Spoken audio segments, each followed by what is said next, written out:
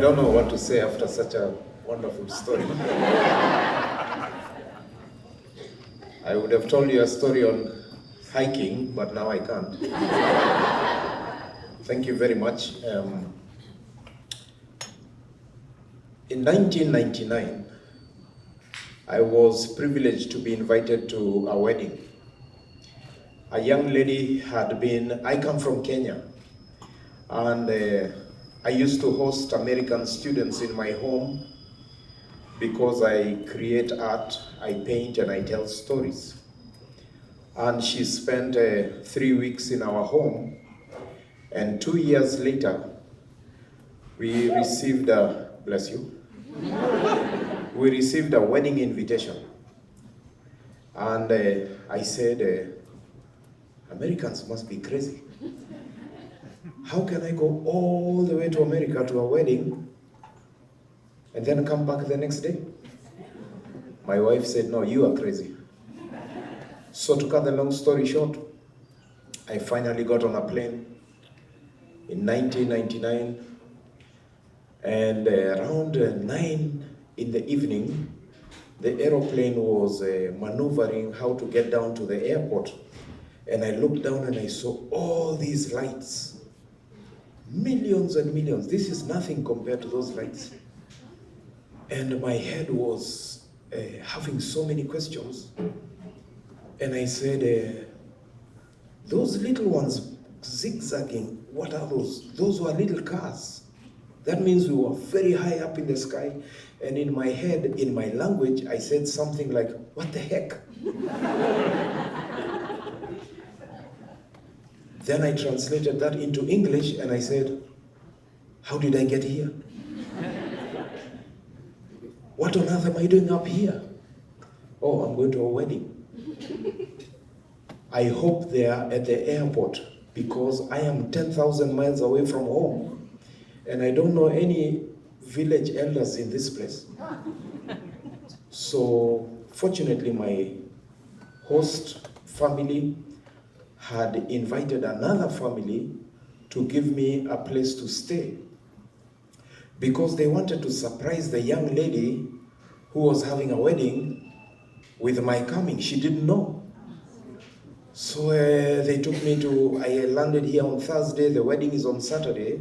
So they took me to this home and I was to sleep in that home, and Friday relax and wake up and do a little bit of sightseeing, and then Saturday go to the wedding. So on Thursday evening, I just got to the house, they welcomed me, they told me this is your room, and I went in and I slept, but the time change was a problem, so I couldn't sleep, I was like awake.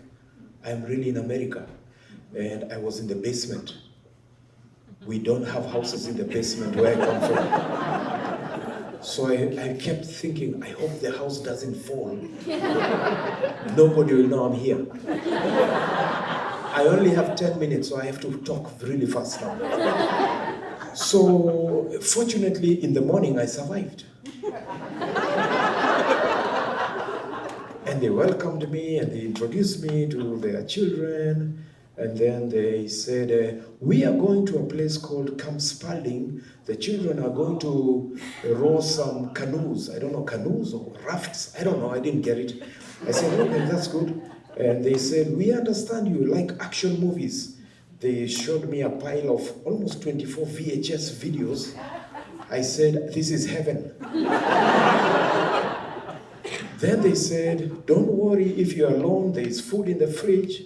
There is cookies on the counter, and you won't be alone. Lucy will be here with you. I said, Lucy? Who's Lucy? I don't know any Lucy.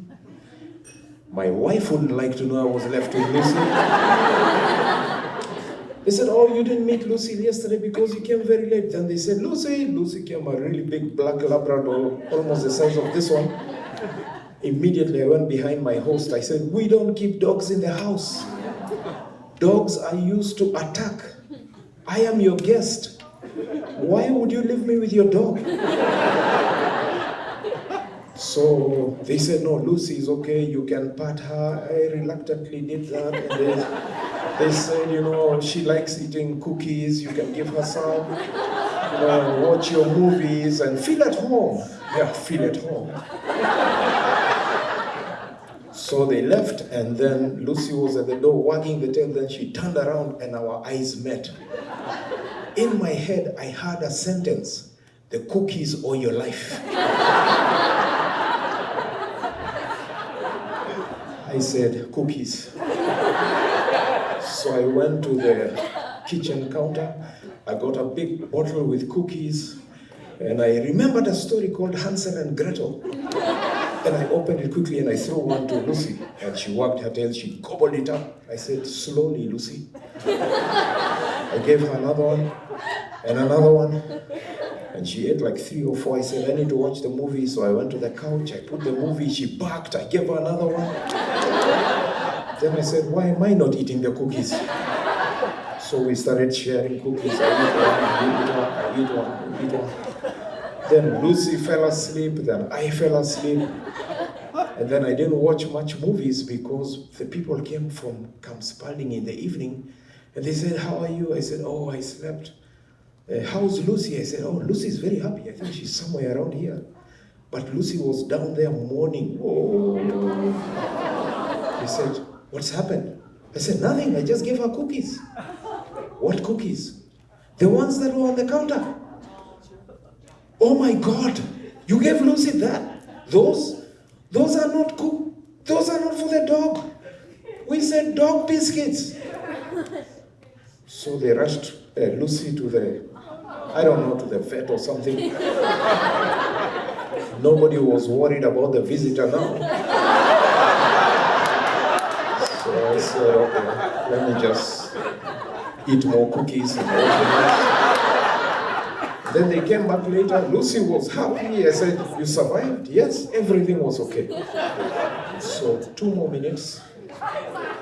I enjoyed the wedding the next day. The lady was very happy. Lucy was alive by the time I left the country.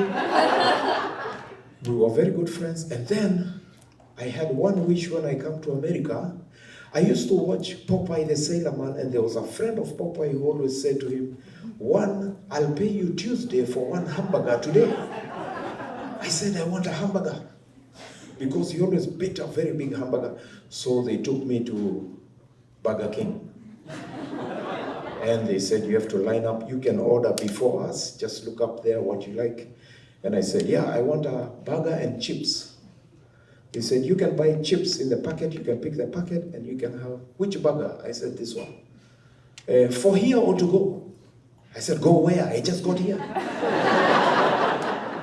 Why do you need me to go? Do I have to go somewhere before you give me the hamburger? No. Is it for here or to go? I said, what are these tables for? Can I not eat here? She said, oh, it's for here. I said, yes, for here.